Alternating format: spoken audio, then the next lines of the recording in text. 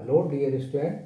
आज हमारा जो वीडियो लेक्चर का टॉपिक है वो है मॉडिफिकेशंस ऑफ रूट, यानी जड़ों के रूपांतरण। अभी तक हमने रूट्स के बारे में जो अध्ययन किया है वो रूट्स की संरचना कैसी है, यानी एनाटॉमी, डाइकोट और मोनोकोट रूट्स के अंदर, उनके अंदर जो सेकेंडरी ग्रोथ होती है वो कैसे होती है ये पढ़ा है अभी हमने।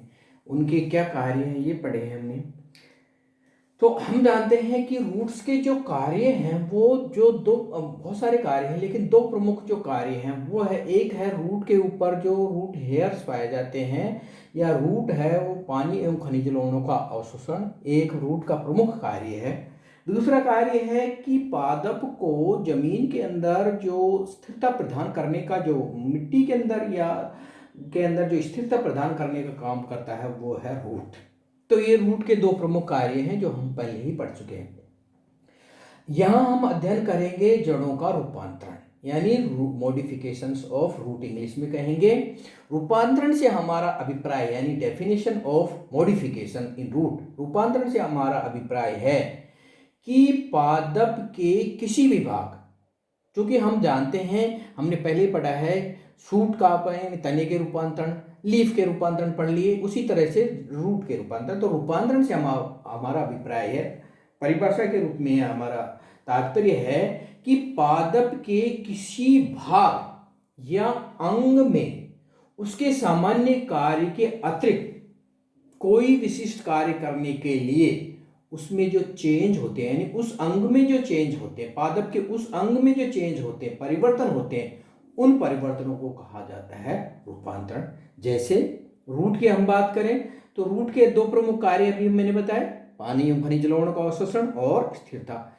इसके अलावा अगर रूट कोई कार्य करे और उसके कार्य करने के लिए उस रूट में कोई परिवर्तन आ जाए तो उस परिवर्तन को कहेंगे हम मॉडिफिकेशन।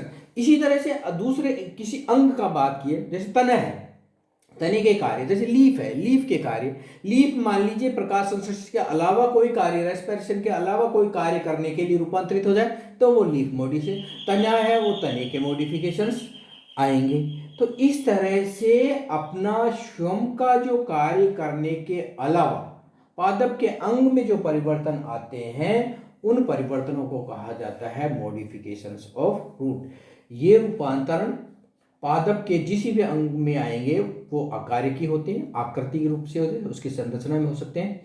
अतः विभिन्न पौधों की जड़ों में कुछ विशेष कार्यों को संपादित करने के लिए, यानी जो दुनिया भर के जो पादप हैं, इसमें आवर्त बीजियों के अंदर डाइकोट और मोनोकोट के पादप हैं, उन पादपों के अंदर जो विशेष कार्य, यानी इन दो कार्यों के अलावा रूट्स कोई विशेष कार्य करे और उस विशेष कार्य को संपादित करने के लिए विभिन्न प्रकार की संरचनाएं रूट्स के अंदर बनती हैं। और ये जो विभिन्न प्रकार की जो संरचनाएं बनती हैं, इन विभिन्न प्रकार की संरचनाएं पादप के अंदर क्या कार्य करती हैं, इस विशिष्ट कार्य के आधार पर जो मॉडिफिकेशंस है, यानी रूट के जो मॉडिफिकेशन हैं वो 7 कैटेगरीज में बांटे गए हैं। नंबर 1 खाद्य संचय, इंग्लिश में बोलेंगे स्टोरेज ऑफ रूट्स। दूसरा है सूक्ष्म जीवों से पारिश्रमिक, यानी हम जानते हैं कि रूट्स मृदा में पाई जाती हैं और मृदा के अंदर विभिन्न प्रकार के माइक्रो ऑर्गेनिजम्स होते हैं। उन माइक्रो ऑर्गेनिजम्स से इंट्रैक्शन, यानी बायोटिक इंट्रैक्शन, माइक्रो ऑर्गेनिज्म से रूट का जो इंट्रैक्शन करते हैं, उस इंट्रैक्शन के कारण जो रूट के अंदर रूपांतरण होंगे वो आएंगे सेकंड के अंदर सूक्ष्म जीवों से, यानी interactions of root with the microorganism, यानी modifications of root for the interaction of microorganism. तीसरा है श्वसन रूपांतरण।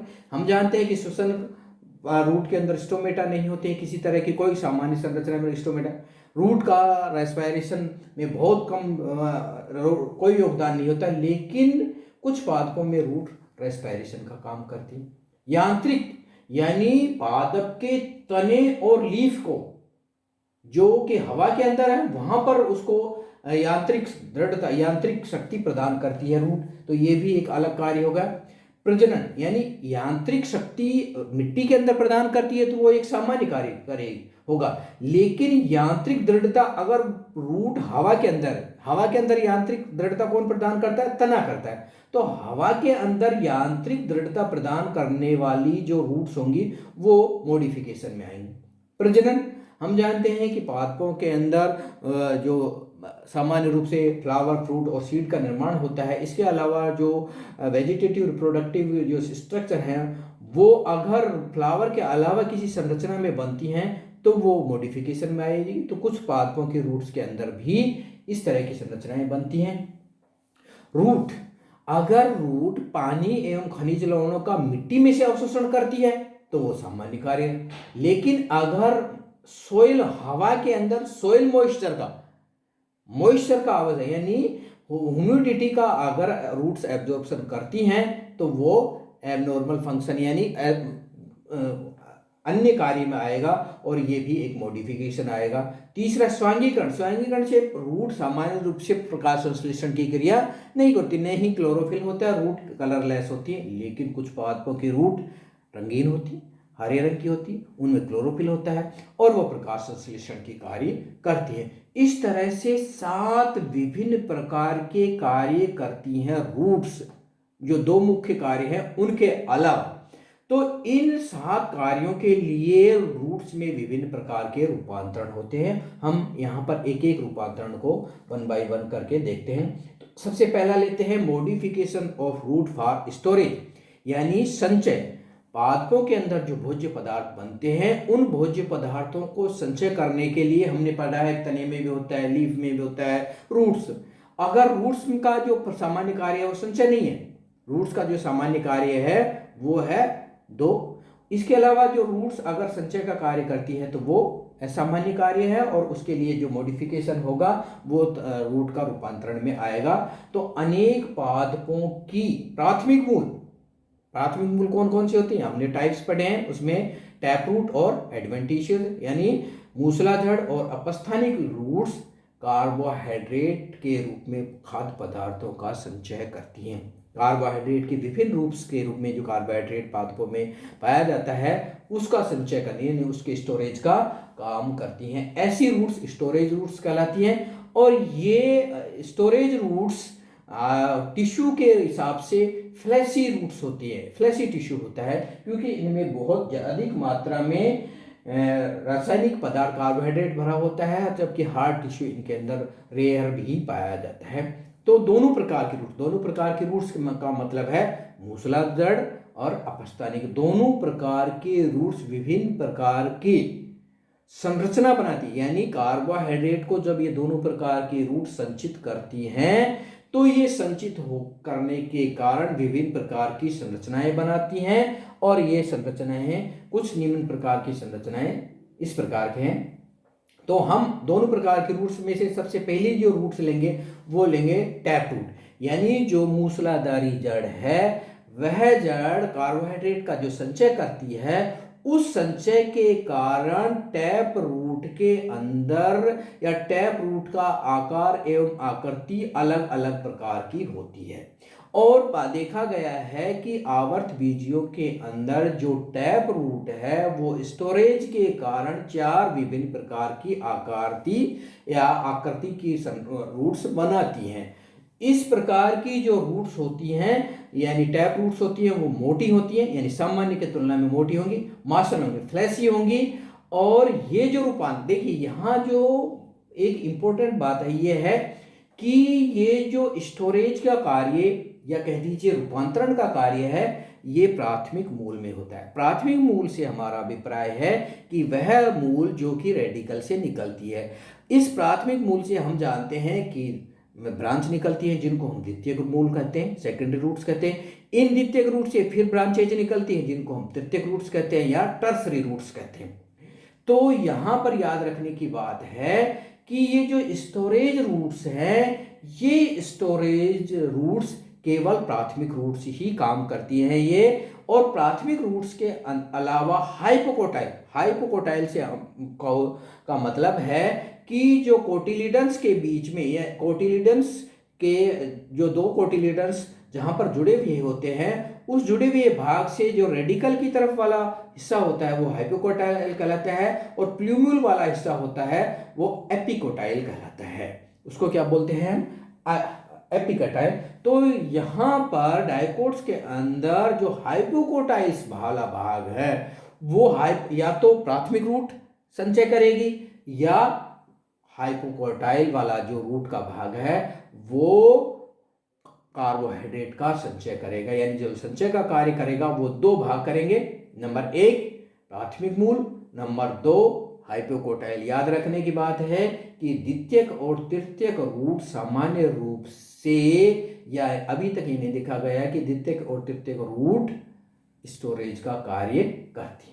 तो ये जो प्राथमिक रूट संचय का कार्य कर रही हैं पादपों में है, ये जो प्राथमिक रूट जब पादपों के अंदर संचय का कार्य करती हैं तो उस समय इनका तना, यानी जिन पादपों के अंदर ये प्रवृत्ति होती है कि प्राथमिक रूट संचय करती हैं, उन पादपों का जो तना है वो तना रिड्यूस्ड होता है, छोटा रह जाता है और डिस्क नुमा हो जाता है, और हमें ये लगता है कि पादप के अंदर तना है ही नहीं। ऐसे तने में हमें ये लगता है कि जो लीफ है वो सीधी की सीधी रूट से ही निकलती हुई दिखाई देती है। ऐसी जो लीफ है वो रेडिकल या मूलज लीफ कहलाती है।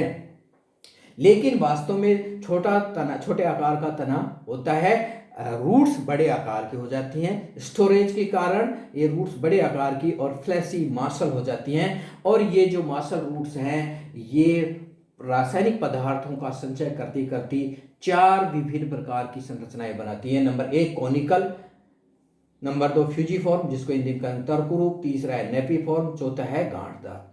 तो शंकुरूप जिसको इंग्लिश में बोलेंगे कॉनिकल, और इसका जो बेस्ट एग्जाम्पल है वो है कैरेट। इसका जो बेस्ट एग्जाम्पल है वो है कैरेट।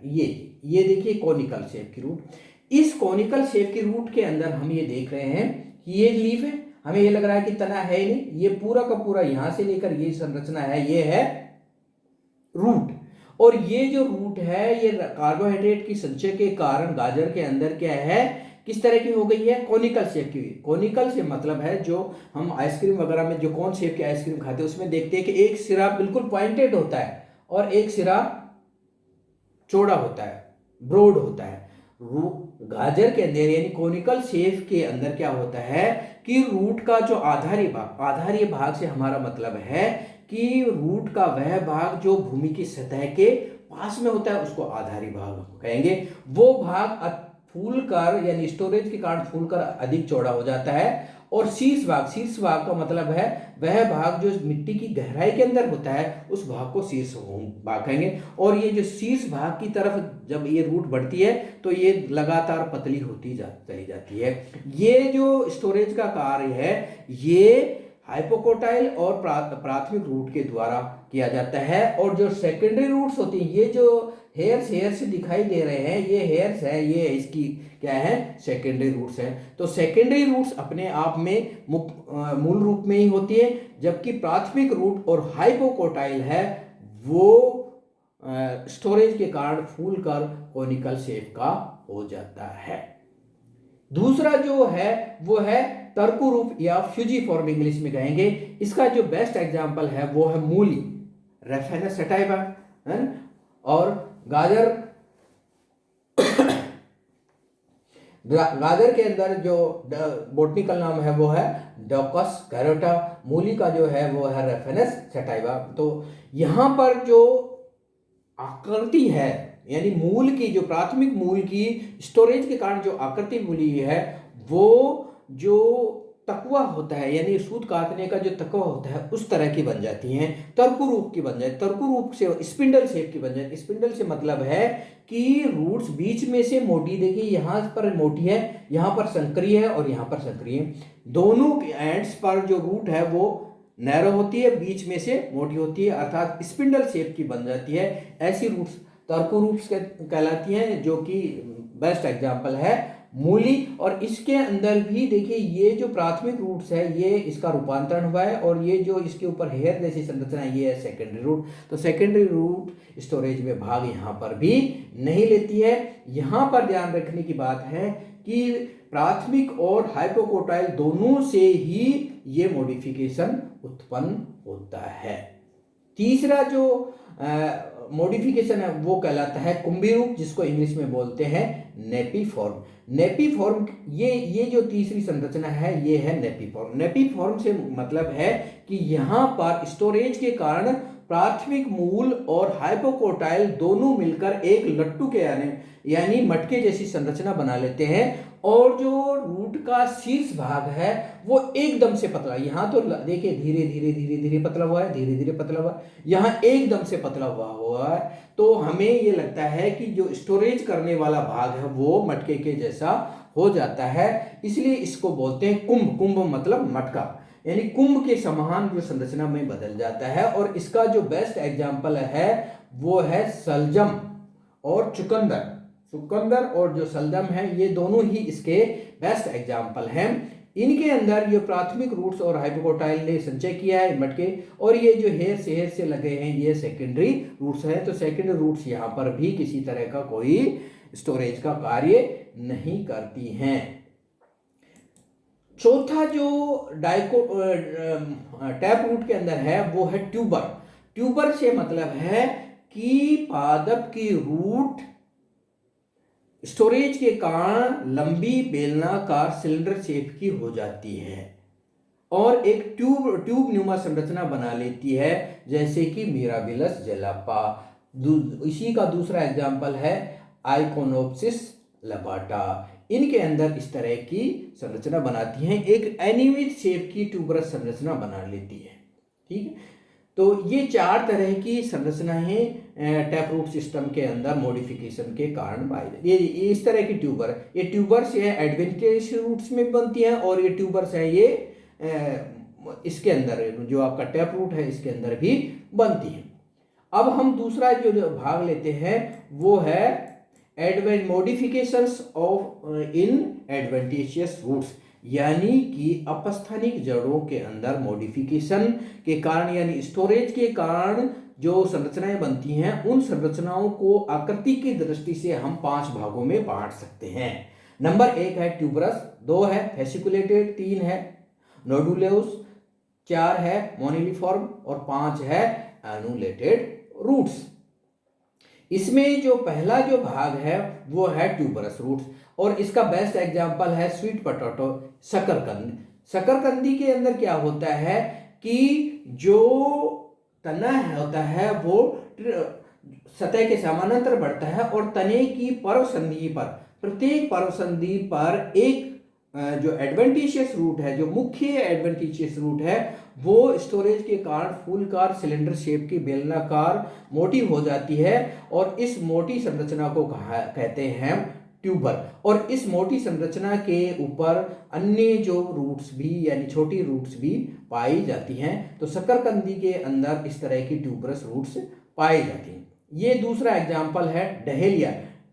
डहेलिया का मतलब है, डहेलिया के अंदर जो रूट्स की रूपांतरण है उसकी शेप के आधार पर हम कहेंगे कंदगुच्छ या फूलवत मूल, और इंग्लिश में बोलेंगे इसको फेसिकुलेटेड रूट्स। इसका जो एग्जाम्पल है वो है डहेलिया या शतावरी, इसका नाम है एस्पैरागस। डहेलिया में क्या होता है, शकरकंदी के अंदर एक स्थान पर एक ही एडवेंटिशियस रूट्स स्टोरेज के कारण फूलकर कंदील शेप की होती है। डहेलिया के अंदर क्या होता है, एक पॉइंट है और उस तने के आधार पर बहुत सारी एडवेंटिशियस रूट्स स्टोरेज के कारण फूलकर सिलेंडर शेप की हो जाती हैं, और परिणाम क्या होता है, बहुत सारी फूली हुई रूट्स का एक गुच्छा फेसिकुलेट बन जाता है। इसलिए इसको कहा जाता है कंदगुच्छ मूल। और इस कंदगुच्छ मूल के कारण ये जो स्टोरेज है ये बहुत ज्यादा समूह में पाया जाता है। जो डहेलिया है, एस्पैरागस में है, इस तरह की संरचनाएं पाई जाती हैं। तो यहाँ पर जो दोनों के अंदर जो बेसिक डिफरेंस है कंद के अंदर, वहां पर शकरकंदी के अंदर जो ट्यूबरस है वो एक सिंगल होगा, और यहाँ पर एक साथ एक जगह पर ग्रुप्स में होगा। इसके बाद जो तीसरा है वो है नोडुलोस रूट्स यानी मूलांग मूल। ये जो संरचना बनती है ये कुछ विशेष प्रकार के पादप जैसे कुरकुमा अमाडा आमी हल्दी में, मरंटा में, स्पायरिया फिलिपेंडुसा में इस तरह की संरचनाएं बनती। इस संरचना के अंदर हम देखते हैं कि इन रूट्स के अंदर जो एडवेंटियस रूट्स हैं, सारी में नहीं, कुछ एडवेंटियस रूट्स का जो रूट अपेक्स है वो स्टोरेज के कारण फूल कर सिलेंडर शेप का हो जाता है। इसलिए चूंकि यहाँ पर जो स्टोरेज करता है वो मूल का शीर्ष करता है, इसलिए इसको बोलते हैं मूलांग मूल या नोडुलस रूट्स भी कहते हैं, जिसके एग्जाम्पल हैं कुरकुमा अमाडा। चौथा जो इसके अंदर जो एग्जाम्पल है वो मॉर्फोलॉजी है जो मॉडिफिकेशन की, वो है मोनोलिफॉर्म या बीडेड रूट्स। इस तरह की जो रूट्स है वो करेला के अंदर, पोर्चुला के अंदर, विटिस अंगूर के अंदर और साइप्रस के अंदर इस तरह की रूट्स पाई जाती है। यहाँ पर देखने की बात है कि यहाँ पर जो रूट्स हैं एडवेंटिशियस रूट्स हैं वो कुछ स्थानों पर फूलती है, फिर संकरी, फिर फूलती, फिर संकरी, फिर फूलती है। यानी स्टोरेज के कारण ये जो रूट्स हैं इन रूट्स का कुछ भाग फूलता है, फिर संकरा, कुछ भाग फूलता है, फिर संकरा, और ये जो संरचना है ये माला के मणियों की जैसी बीडेड संरचना बना लेती हैं। इस तरह की जो रूट्स है वो मोनिलिफॉर्म रूट्स कहलाती हैं। किस पांचवा या अंतिम जो टाइप है रूट का स्टोरेज के मॉडिफिकेशन के अंदर, जो पांचवा मॉडिफिकेशन है उसको कहेंगे वलयाकार या एनुलेटेड मॉडिफिकेशन। इसके अंदर जो एग्जांपल है वो सेफेलिस का है, साइकोर्सिया का है। यहाँ पर जो रूट्स होती हैं वो स्टोरेज के कारण फूल कर एक दूसरे के ऊपर disk disk disk disk disk disk, ये जो लाइन सी हैं ये जो है ये तो रूट है, ये कॉमन रूट्स हैं। और इन कॉमन रूट्स के अंदर जिस रूट ने स्टोरेज में भाग लिया है वो उस रूट की जो संरचना है वो डिस्क डिस्क डिस्क एक के ऊपर एक डिस्क की दरनुमा संरचना में बदल गई है। और ये जो संरचना है ये सी है, ये है वलयित मूल या वलयाकार मूल कहलाती है। ये इसको बोलते हैं, इंग्लिश में बोलते हैं एनुलेटेड रूट्स। तो कुल मिला के जो पादपों के अंदर 9 तरह की स्टोरेज के कारण मॉडिफिकेशंस पाई जाती है। यानी मॉडिफिकेशन तो बहुत सारे हैं लेकिन स्टोरेज के जो मॉडिफिकेशन है वो 9 टाइप के होते हैं। इसके अलावा हम देखते हैं कि स्टोरेज करने वाली जो रूट्स हैं उन रूट्स के अंदर सामान्य सेकेंडरी ग्रोथ के से कुछ अलग सेकेंडरी ग्रोथ होती है। सामान्य सेकेंडरी ग्रोथ के अलावा इसके अंदर जो सेकेंडरी ग्रोथ होती है वो इस तरह की होती है। इसके अंदर क्या है कि सेकेंड जो भी वेस्कुलर कैम्बियम जो हमने पढ़ लिया है, यह वेस्कुलर कैम्बियम 1 साल के लिए जिंदा रहती है और यानी कुछ समय के लिए जिंदा रहती है। 1 साल के अंदर ही पादप की रूट्स के अंदर अनेक वेस्कुलर कैम्बियम बनती है। और इसके अंदर ये देखा गया है कि वेस्कुलर कैम्बियम कुछ समय के लिए जिंदा रहती है और फिर पादप तुरंत ही दूसरी वेस्कुलर कैम्बियम बना लेता है, पहली बात। दूसरी बात क्या है कि एबनॉर्मलिटी के अंदर ये देखा गया है कि पादप के अंदर जाइलम और फ्लोएम की सीव सेल्स, सीव ट्यूब्स और जो वेसल्स हैं उनकी मात्रा कम बनती है, बल्कि पैरेन्काइमा और फ्लोएम पैरेन, जाइलम के अंदर पैरेन्काइमा और फ्लोएम पैरेन्काइमा की मात्रा अधिक बनती हैं। इस तरह की एबनॉर्मल बातें बनने के कारण ये क्या है, असंगत वृद्धि को शो करती हैं। दूसरा जो इसका इम्पोर्टेंस है वो इम्पोर्टेंस इसलिए है कि ये जो फ्लोएम अधिक मात्रा में बनता है, जाइलम पैरेन्काइमा और फ्लोएम पैरेन्काइमा जो अधिक मात्रा में बनता है, ये पैरेन्काइमा अधिक से अधिक मात्रा में खाद्य पदार्थों का संचय करता है। तो इस तरह से इन रूट्स के अंदर जो कैम्बियम की एक्टिविटी होती है वो भी असामान्य प्रकार की होती है। तो रूट्स के अंदर जो 7 डिफरेंट टाइप के जो फंक्शन हैं उनमें से जो पहला मॉडिफिकेशन है वो आपको कंप्लीट हो गया। इसकी जो PDF है वो आपके व्हाट्सएप पर हम आपको भेज देंगे। Thank you.